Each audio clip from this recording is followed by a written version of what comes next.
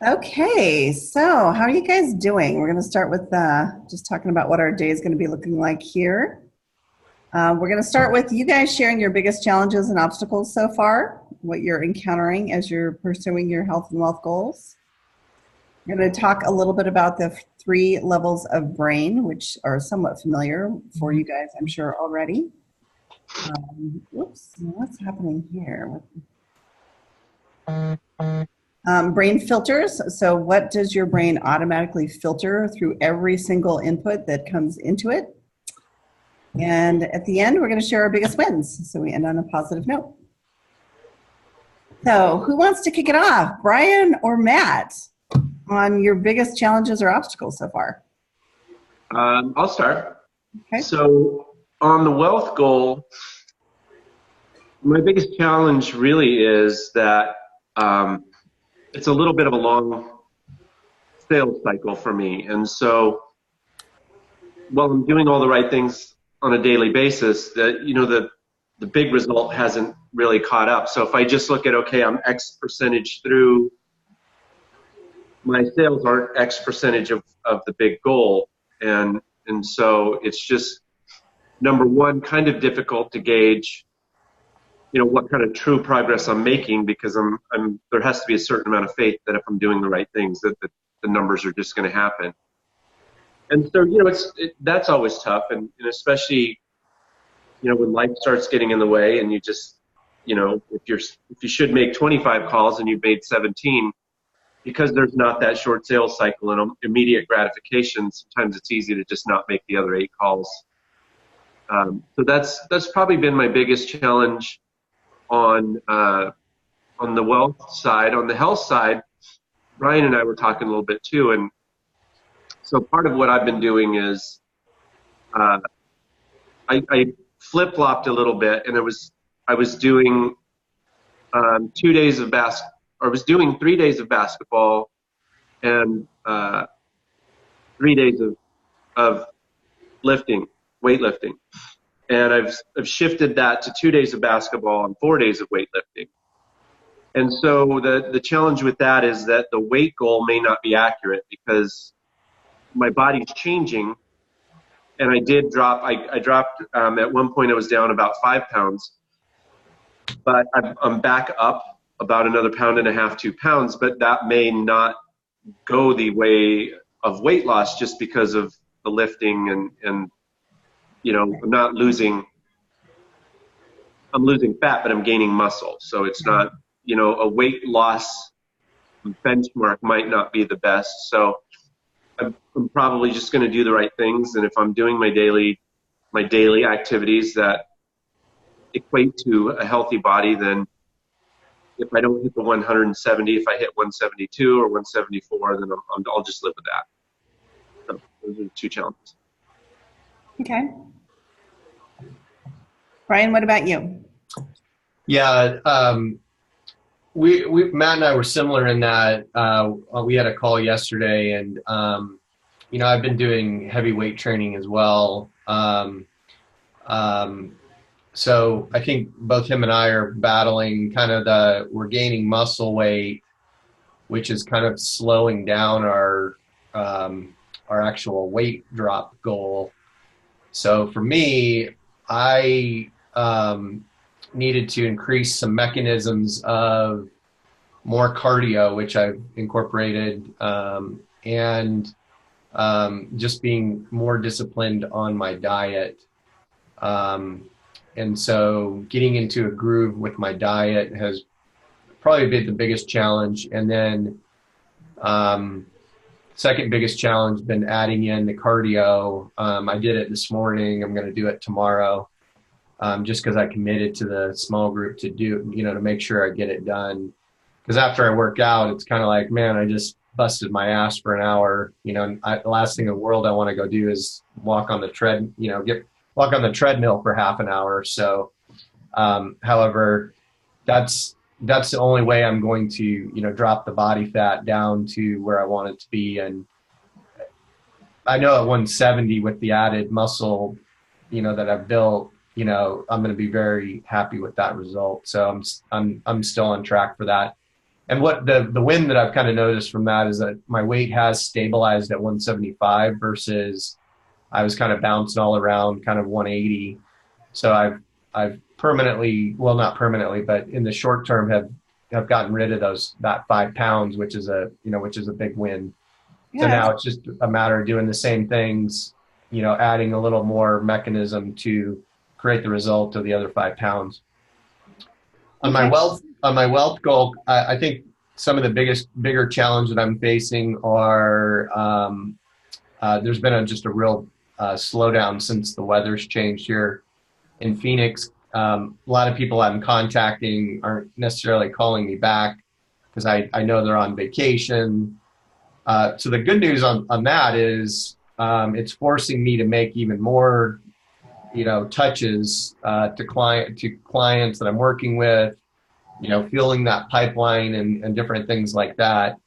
However, I think kind of some forces outside my, just the general market's going to slow down here, for the summer. So in order to not lose that momentum, I'm just going to have to ramp up and battle it with, more lead generation, more doing the right things, which will help create that habit. So yeah, I was out looking at houses and touring houses today in 107-degree weather. I'm pretty beat from that. So, but and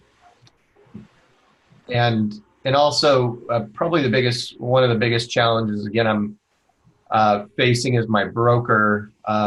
That's been really challenging, kind of putting a lot of restrictions on my ability to practice. And so I've been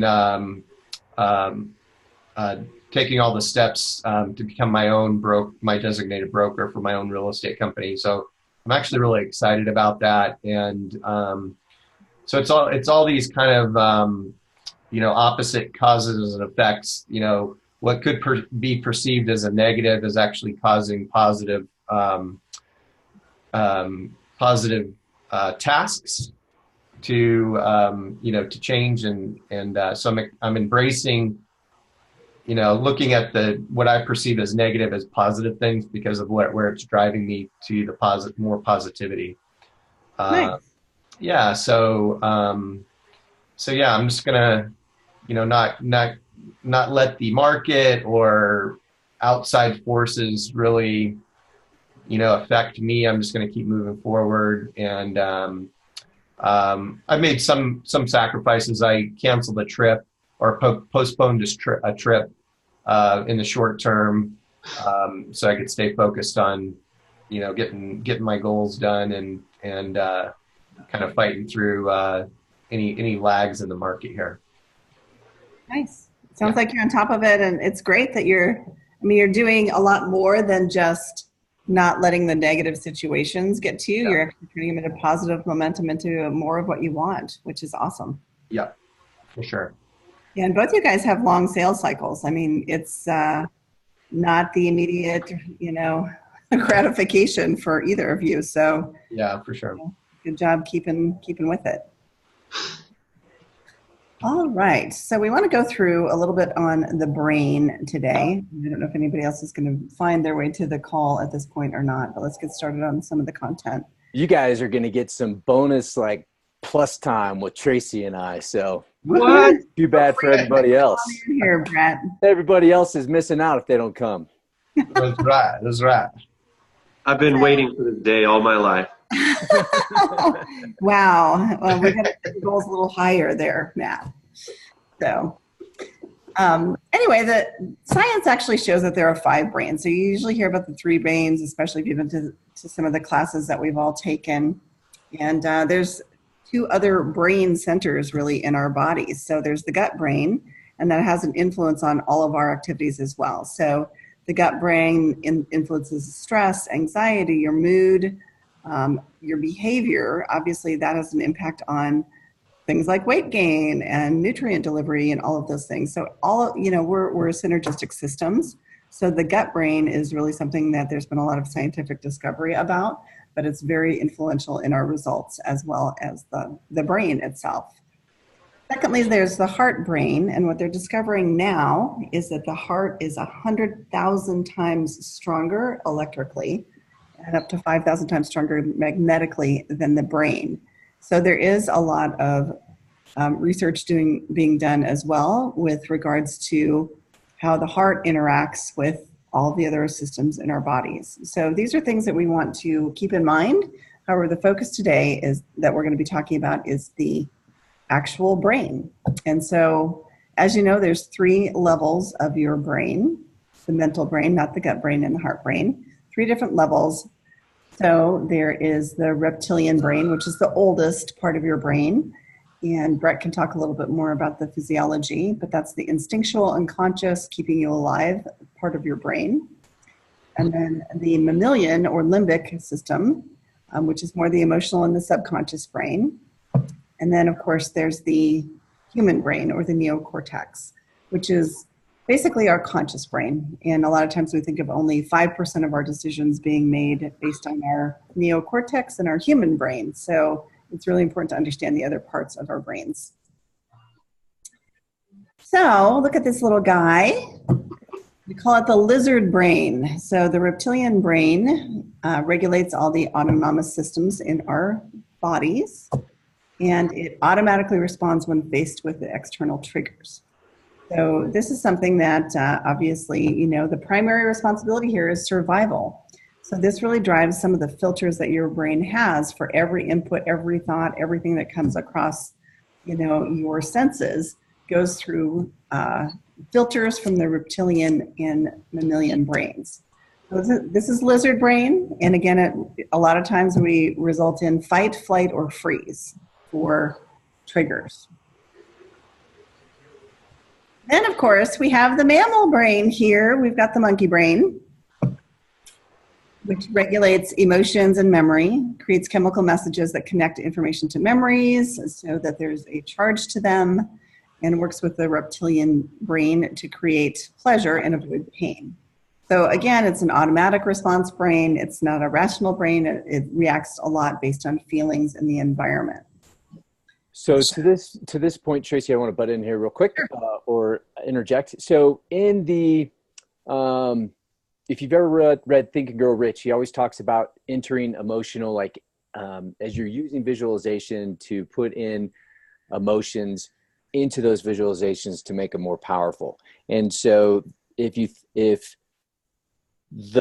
all likelihood, the most significant memories, if you were able to rank them in any order, the things that you remember the most are things that have emotions attached to them. And so, and that is, in my opinion, part of our safety mechanism in order to keep us safe and to keep us alive. Because if we remember things that are like bad, we have a huge adrenaline rush or emotion rush that comes along with it. And so it gets wired quickly so that we know, okay, I'm not going to go do that again because that almost killed me. And so if in order to rewire the brain, you want to attach emotion to that as well so that you can work with the brain to rewire it to create new thinking habits, beliefs, outcomes, etc. I got a quick question regarding this. And I have a wealth affirmation that is kind of crafted after how it's explained in Think and Grow Rich. And I've read that too before, where he says the more emotion that you can put on as you're doing the affirmation, the more powerful it becomes. And so, you know, I kind of find myself when I'm doing my affirmation, I've you know, just in the beginning stages of having it, I'm probably about 95% memorized. The only thing I can really kind of connect to it is like the pillow exercise in PLD. Yep. Like, do you almost kind of turn it on, like do it angry or do it happy or do it sad, or like what would be a good technique for that? Or have you guys Yeah. What's really interesting about what he says in the book, and it makes sense, is that our it's easy to say that anger is our strongest emotion, right? So we can easily, especially as men, we can easily connect to it because it doesn't, a lot of times we stuff it down. So it doesn't necessarily get to flow out as easily as a lot of our other emotions. So we can connect pretty readily with that. And I think, testosterone and everything else kicks in with that. What he says in there is actually our strongest, and he calls it an emotion or energy, which makes sense, is our sexual energy. And Right. so if you can tap into that and flow that energy in, because that is also survival of the species, right? So if you can connect into that and then flow that into your visualization, it's probably going to be more positive and powerful than anger, right? Because you don't necessarily, in my opinion, even though anger is a strong emotion, you don't really want to connect into that. Because And it's so, it could lead to negativity versus right. yeah.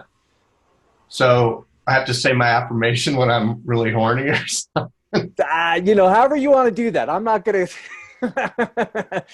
Come on, Brett, teach me how, brother. it's just, you could definitely, maybe, yes, something. Okay. Sure. Well, it can be as simple as doing the I'm excited from way back in the side basics before Yeah. you do your affirmations. Like, I'm excited, I'm excited, I'm excited, jump up and down and be like, okay. And then say it like you're saying your PLD contract.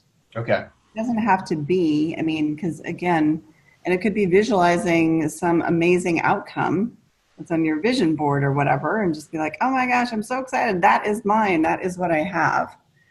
So one of the things that I realized a couple weeks ago when Brett and I were traveling, so one of the things that I struggled with was valuing myself and asking for, to get paid what I'm worth in different situations. And so one of the things you might want to think about too is if there's something that's not feeling right with your affirmation, you might have a negative charge from way back that's kind of going against what your affirmation is saying. So my example was my mom had given me this big Sears catalog before Christmas. Do you guys remember these? Did you guys have these way back? And of course, there was no internet. There's no really great shopping in Montana where I grew up. And so it was super fun. And I was pretty young. And she's like, oh, pick out some things that you want from the Christmas catalog. And so I went through the process and I was so excited. I was having so much fun. It's like, oh my gosh, I didn't know there was this or that or the other thing. And I was putting all these little markers in the catalog and it was super fun. And I remembered, and this was something it wasn't even in my conscious brain until a couple of weeks ago. I remembered, her coming home from work that day and dumping a bunch of stuff on the counter. She looked really, really tired, but I was super excited. I'm like, Mom, you have to come see, look at, check it out. And she saw all the little tags that I had in the catalog and she yelled at me, which she never yells at me or has, that was never in our house. And she just yelled like, how can you think we can't afford all of that? How can you even ask for that? And I was like, and for me, I was thinking, oh my gosh, this is so great because she's going to have all these choices. I wasn't expecting to get a bunch of things, but I didn't want to know what she was going to get me. And so, looking back at that, and I did a little bit of visualization work with Brett and, really realized, if I had an adult brain, I could have thought, wow, let's make it easy for her and I'll pick 5 things and she could choose from those. Or, looking at it from a different perspective. But I realized, because I went in my room and just cried my eyes out. I was so hurt. And I think ever since then, I've struggled with asking people to, whenever I've had to ask for a promotion at work, whenever I've had to, it's been a very emotionally traumatic thing for me where I feel like I'm going to cry. And so it was really, really helpful to realize that was kind of sitting there in my, my limbic brain, just lurking there waiting to protect me from any possibility of making money in consulting or coaching or my businesses or whatever else, because that was for me. So, just think about you might want to do some, self-reflection on where are you held up on your wealth goal. And, what's the first memory you have of money? What's the first memory you have of asking for something or whatever it is for you that you think is stopping you? Yeah. So, I don't know if that was helpful or not, but anyway, moving along. So then we have the third part of the brain, which is the conscious brain, the human brain, the neocortex. And obviously we know what that does. We're very aware of that brain. It's all the things that we think about. And most of the time it gets overpowered by the other two brains. It's kind of like those programs for, 95% of our behavior is based on our programs, which is basically the other two parts of our brain. So one of the things. Which guys, going back to that previous slide there, which brain do you guys think you operate out of in what we're looking at right here? The left part of the brain or the right brain? Yep. Probably right. Left brain for me. Matt, are you left-handed? No. So, because, and the reason why I asked that is so number one, we are raised, our culture is very left brain oriented, especially for men, and the right brain, not so much. Now, the reason why I ask what hand you are is because our brains and our bodies are crossed. So the left side of our body is run by the right side of our brain, which is why you'll hear left-handed people say they're in their right mind. Right. And so for left-handed men, right-handed men, their brain hemispheres are not very connected. They're not relative to women, that is. Their hemispheres do not have a lot of connections. They're still connected, yet there's not as many connections in the hemispheres as there are in women. And left-handed men tend to have more connection in their hemispheres. And so and left-handed men tend to be, since they're more in their right brain, they'll operate a little bit more fluently in those, in the right brain stuff, as well as a little bit of the left brain because of our culture.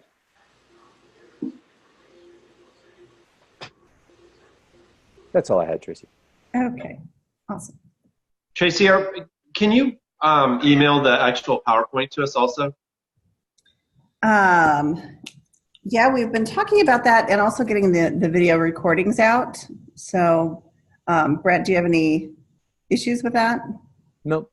Okay. Yeah, let me just write a note here. Yeah, it'd be nice if I could just print it out and be able to write some notes on it. Okay, yep. All right, so moving down, another way to think about it is the reptilian and mammalian brains are kind of like Frankenstein, and the logical brain is kind of like Einstein. And so what we want to be doing is creating awareness of the Frankenstein that shuts us down, that operates out of fear, and getting to to a higher consciousness, really. Brett, do you want to elaborate on this at all? Since you're not here, it's hard for me to see. You're not on the images. I can't see your face. Yeah, I know no, I think that's pretty, I think it's pretty explanatory. I mean, it's kind of an easy, the Frankenstein and Einstein, I think it's pretty. Okay, so basically what happens is the Frankenstein brain is your filter. You've got the Frankenstein filters happening with every input that goes into your thoughts or your sensory activity that you interact with your environments. So the very first thing that your brain is going to think about is your survival and safety. And safety, obviously it has a lot of different meanings. For me, asking people for support in any way for myself was very unsafe. I felt very unloved and rejected because of that one instance way back. And then I went around, finding more evidence that was true. So safety can mean a lot of different things, but survival and safety, also conserving energy. One of the things the brain's going to do to shut you down is, gosh, I've made those 18 calls. I really don't want to make those last 7 because I haven't gotten any, good chemical reactions, any oxytocin from any of these people I've been calling. I'm just leaving messages. So it's kind of hard to overcome sometimes the conserving energy part of our filters. Avoiding pain, obviously that's a big part as well, and then gaining pleasure. So basically these things are happening with everything you think about, everything that you consider, everything you want to do. All of those things have to filter through that part of your brain. So how do they hinder your goals? Well, this is going to be pretty obvious. Health goals, oh, let's conserve energy and avoid pain and gain pleasure. I'm going to hang out and watch a movie on TV and eat ice cream because that sounds more fun. You know, it conserves energy. So Frankenstein's in the background going, hey, avoid the pain. Let's have some ice cream. Let's have some fun. Let's conserve energy. Or, you know, in your case, Matt, it's let's go out and have some beer. Okay. So obviously in the wealth goals, it's the same kind of thing. Don't leave that job you don't like. Don't change what's working now. Don't risk failing. So there's a lot of, you know, people who are in unhappy situations in their work environment. You guys at least are a little bit more entrepreneurial and in charge of, you know, the destiny that you create.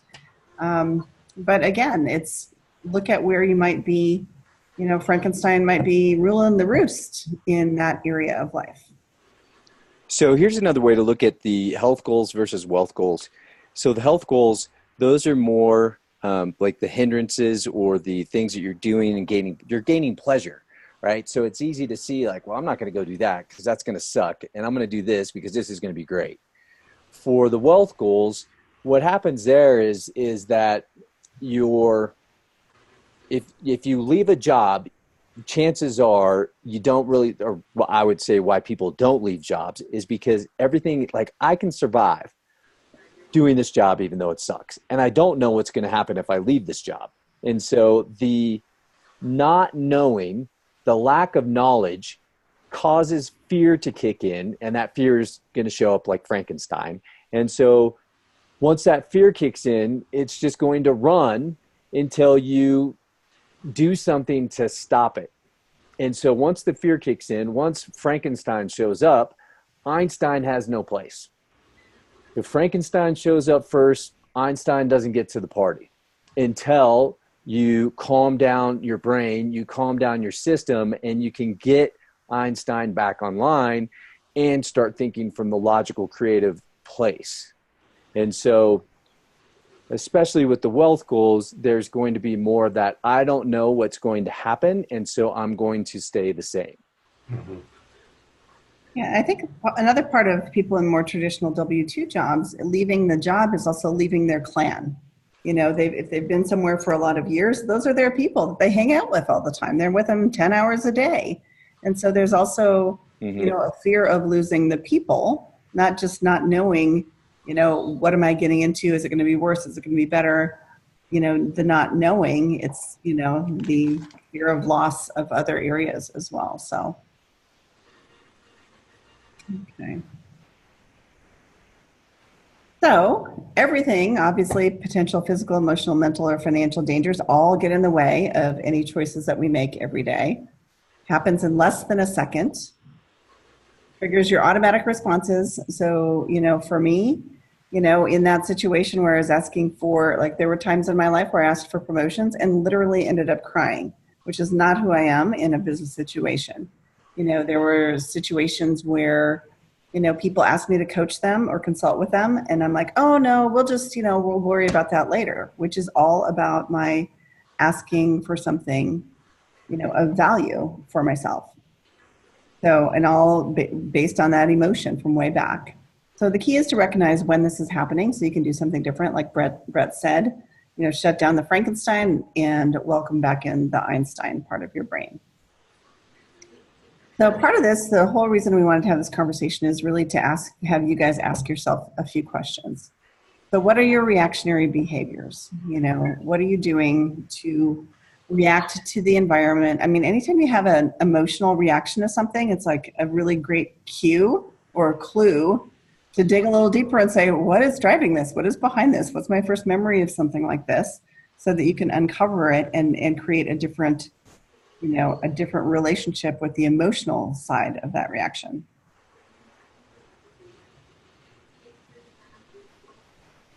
What do you tell yourself when you don't exercise or you don't make that tough sales call? Like, what are your reasons and excuses and that kind of thing? Like, what is it that gets in the way for you guys?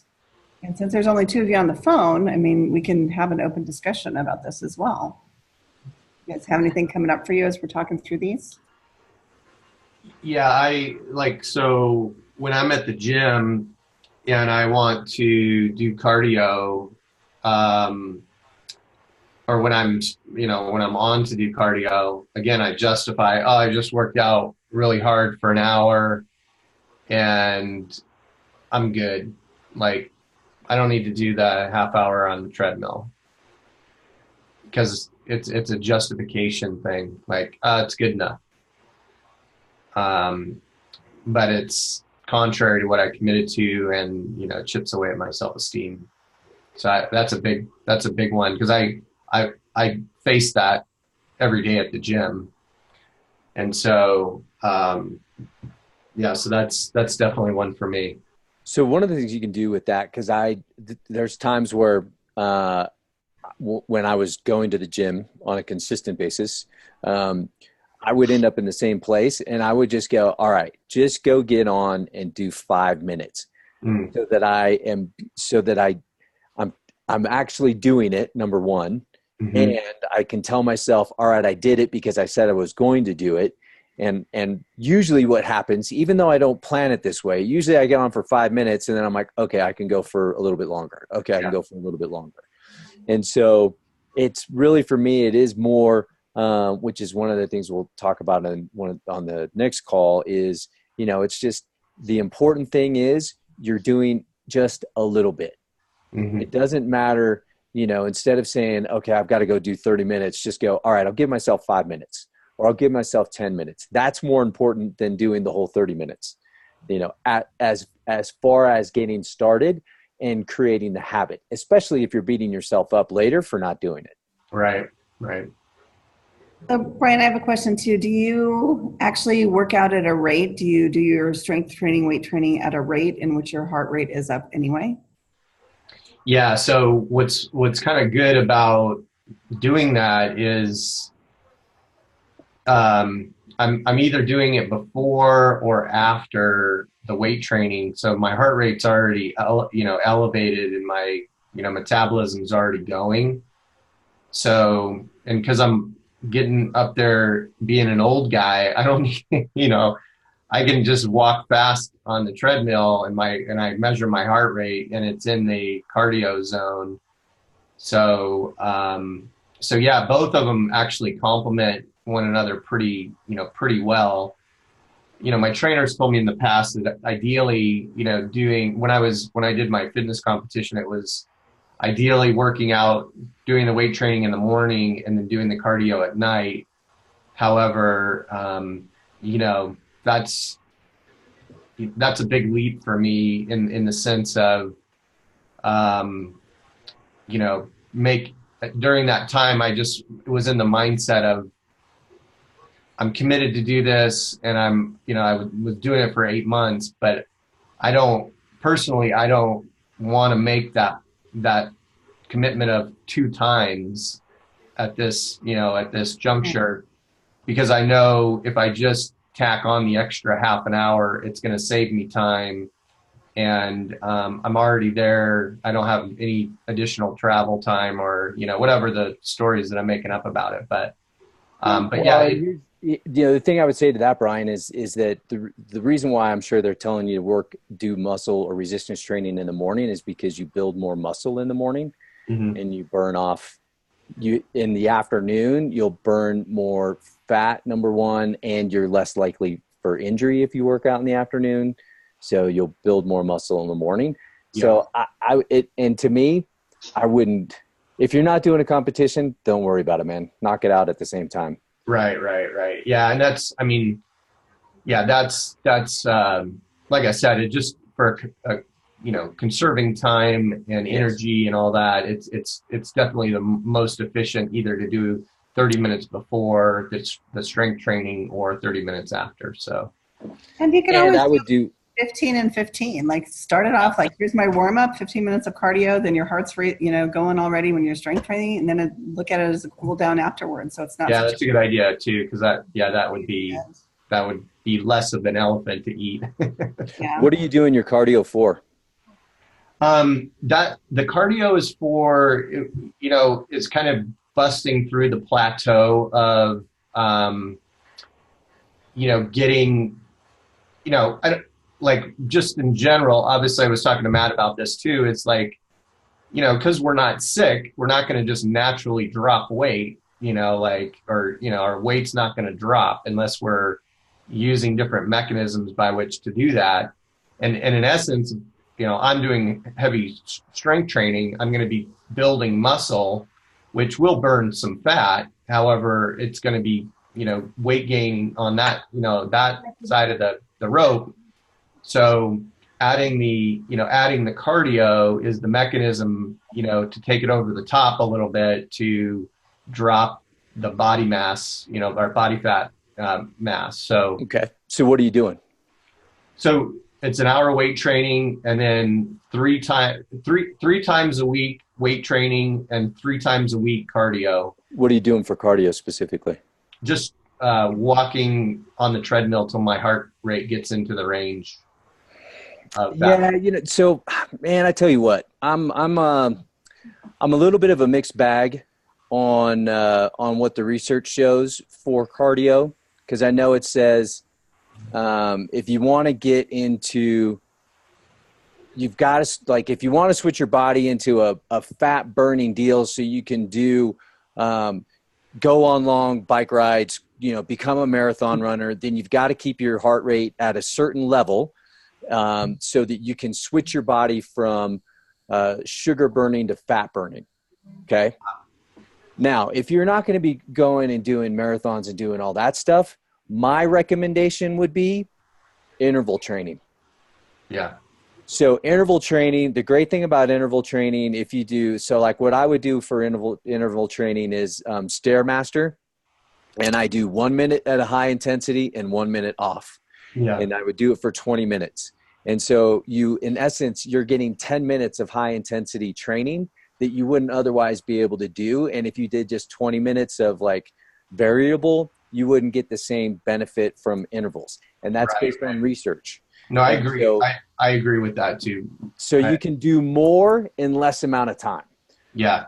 Yeah. And it's just, again, it's just for me, it's being a creature of habit, you know, and, you know, going back and doing things that have worked in the past. But no, I agree with you. And kind of the nice thing, like today, even in the weight training, like we were doing, you know, like some anaerobic stuff like sit-ups, push-ups, you know, different heart rate raising interval stuff, you know, instead of just, you know, laying on the bench doing bench press, you know, getting that. But no, I agree with you. So you know, that's another thing that I've thought about doing is going to, you know, like an Orange Theory or, you know, riding my bike or, you know, doing some different stuff like that. But again, that's it's an addition to my time schedule versus I can, you know, be at the gym. But they have like row machines I could do. They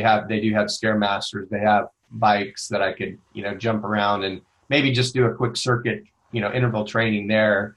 And yeah, instead of doing 30, I could do, you know, 15, 20. Yep. Yeah. Okay, So cool.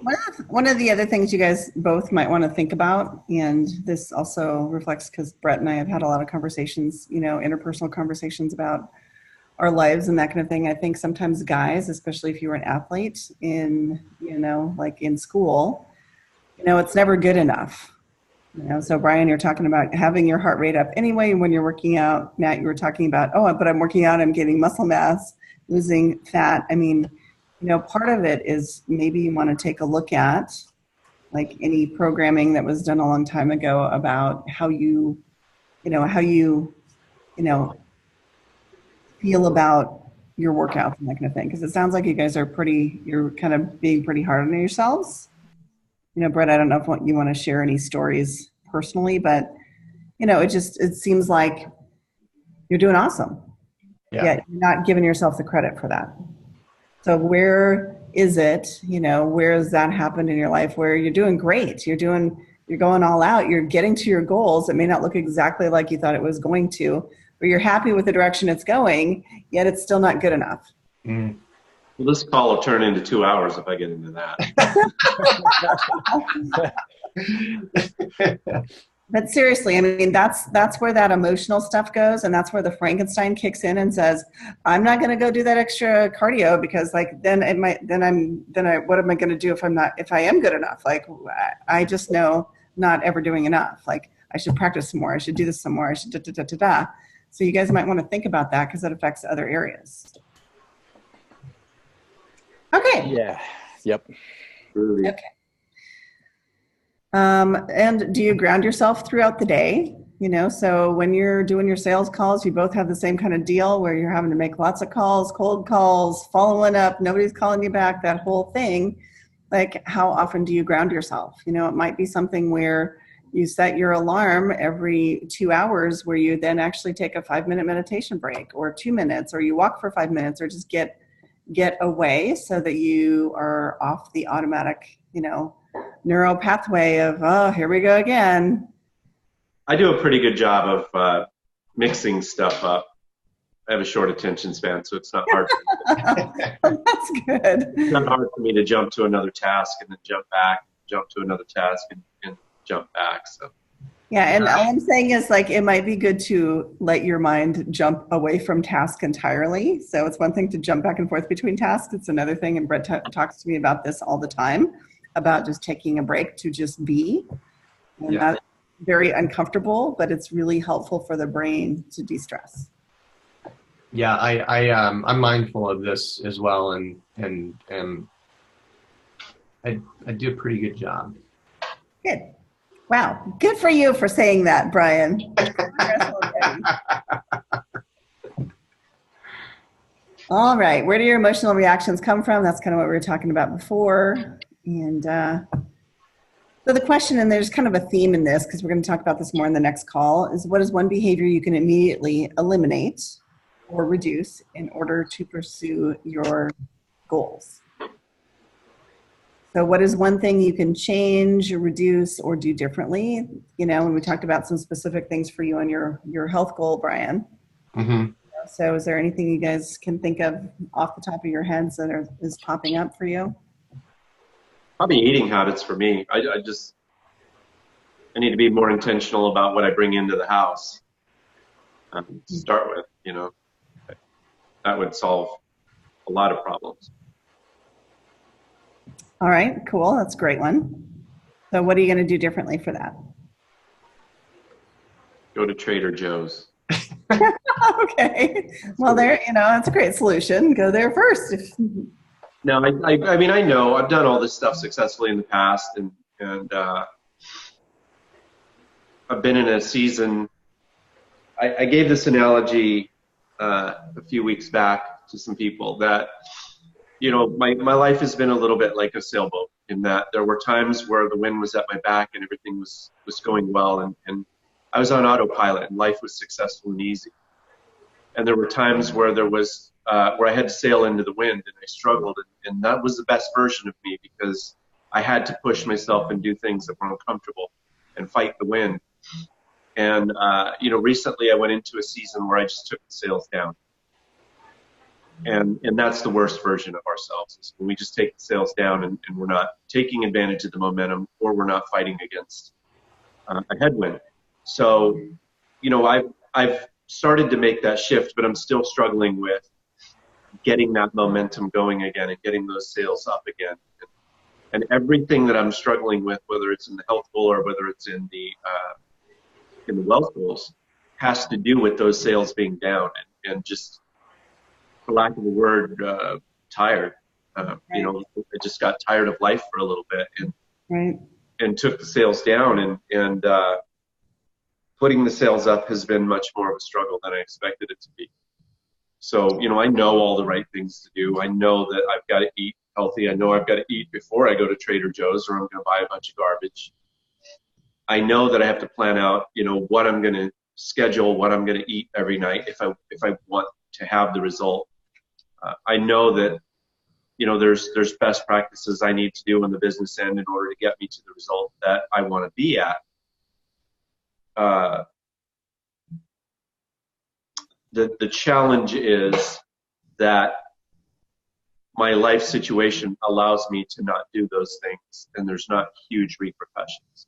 So there's there's the big gain when I do them, but there's not a whole lot of trouble if I don't. Right. The ship sits. Yeah. And So was there any particular trigger that caused you to take the sales down recently? you don't have enough time for that either. Yes. And I dealt with it. But again, I've been very successful in life and blessed and been successful in many endeavors. And I think I underestimated the amount of strength it would take to put those sales back up once I let them down. Yeah, I mean, it's always hard after momentum has gone away to start from, basically no movement again. But, you may want to spend some time, and I know just a little bit about your recent background, but I mean, I would just think about spending some time on the emotional side of like, what does that mean for you? What did, for example, you were recently divorced, right? What does that mean for you? Was that you? No. No? I mean, I went through a breakup, but it wasn't divorce. What's that? I went through a breakup, but it wasn't a divorce. Oh, breakup. Okay. Yeah, I mean, but what does that mean for you? And what does it trigger for you? I think, and a lot of times, because I felt this way before in my past where I didn't want to do anything anymore. I just didn't want to do it anymore. It's like, I've been successful. I've done it. I know how to do it. I'm like kind of bored with it. And I'm also not motivated at all right now. But those are the times too, where I think to rise above it, you get to a much bigger place. Your umbrella cover, goes a lot higher and covers a lot more people and impacts a lot more people. So I don't know what it is for you on the other side. However, you're here for a reason. Sure. You're one of two people on the call. I mean, that already says a lot about like you're going somewhere else. You're putting your sales back up, whatever that's going to look like. Open to anything. So, great. The other thing I would add to that, Matt, and I was wondering if you were going to say it or not, and you did, which is that when you had the sales down, that was the worst of you. And I'm going to challenge you on that because I disagree with that. I think that we have to have. There are those moments where we need to just take a break, and it's okay. It doesn't, society says we're supposed to produce and we're supposed to always be doing something, and yet we're not always able to, like after, if we look at it from a physical standpoint, athletes who go and perform athletic events, they have to rest. They're not able to just continue going forever and ever and ever and ever and ever. Even endurance, long distance endurance athletes, they finally reach a point where they have to stop and rest, and when they're done. And so I think it's the same for us in life, and especially for us as men, it's easy to look at it and go, I'm not doing anything. I'm not being productive. This is like the worst of me. And so me going through my own scenario and situation of dealing with life, and I had the time to take the time for myself and to not be productive, if you will. And yet it was the time that I needed in order to build myself back up. And I think it's, the reality and the truth that I came to is it's okay. Like I have to honor that side of me and say, you know what, like it's okay that I didn't feel like doing anything and I didn't do anything. It's okay that you took your sales down because that's what you needed to do. And so instead of saying that's the worst of me, no, don't put that label on yourself. It's a part of you. It's not the worst of you. It's just a part of you. And so you can look at it and just embrace that person and go, man, all right, like that's what you needed to do. Awesome. Okay. Got it. Got through it. What's next? And if you're not, and part of it is if you're not feeling the motivation to move forward and what's next, maybe the questions are, okay, what do I still need to uncover? What do I still need to look at and process through? And maybe it is just as simple as like, all right, like I'm going to love that part of myself instead of beating that part of myself up. And maybe it's, looking at what you're doing and saying, okay, maybe I'm not motivated to move forward because that's the old me that was doing what I think I should still be doing. And maybe I'm supposed to be doing something else, so those are the two questions that I would look at first and foremost, and then go from there, because you'll probably start getting answers as you start like down the question train of, okay, so that answer, where does that take me to? So I get this answer. Why do I have that answer? I get this answer. Why do I have that answer? And so, first just stop blaming and shaming yourself, love yourself, and then just ask like, all right, what do I need to do to get motivated? Have I still not processed and allowed everything to come forth that needs to come forth? Or am I not do I need to move forward on something else? Is something else attempting to come forward for me to move forward with? Those are the questions that I would start down. And if you want to have a conversation offline on that, I would be more than happy to have that conversation with you. Yeah, let's do that. Okay. Yeah, cool. Brent's really good at that. Yeah, the other thing is usually in those big gaps, like from, and I'm going through a lot of this kind of thing myself. And I think in those gaps, sometimes a lot of old things you never had the chance to deal with or the time to deal with come through, all these, if you're dealing with a grief situation in any way or a loss of a relationship, who knows what it triggers back from when you were really young or whatever age in your life that you just never dealt with because you didn't have the time or you had a different focus or you were working that job or whatever it is. And, at some point over time, there's so many things that are piled up that you have to take the downtime to allow it out, allow it to leave. So anyways, it's great that you guys are going to be talking later. Yes. So, that's pretty much the end of our conversation today. Couple lasting thoughts here. Fear kills more dreams, or Frankenstein really kills more dreams than failure ever will. And focus the conscious mind on things we desire, not the things we fear. And you guys don't seem to be dealing with that so much as some of the other people that we've talked to when we've done this presentation. So it may not be as relevant for you, but in any case, be aware of your Frankenstein and get back to your Einstein. Awesome. Yeah. You guys have anything else you want to talk about? We've got a few more minutes. A couple more minutes here. I think I'm good. I'm good. All right, cool. Great. Hey, Matt, what's your availability tomorrow? I'm available before 2. Okay, cool. I will call you prior to that and we can chat. And Brian, same goes for you, man. If you want to chat tomorrow as well. Okay. I appreciate that. What's that? I appreciate that. Yeah, absolutely, man. Brian, what time are you available tomorrow? Let me look. Yeah. Let me look.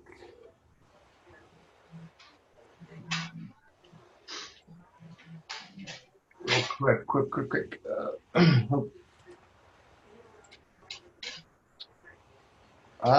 Tomorrow is Thursday. All day. I am available before 2 as well. All right, cool. So I'll talk to you guys before 2.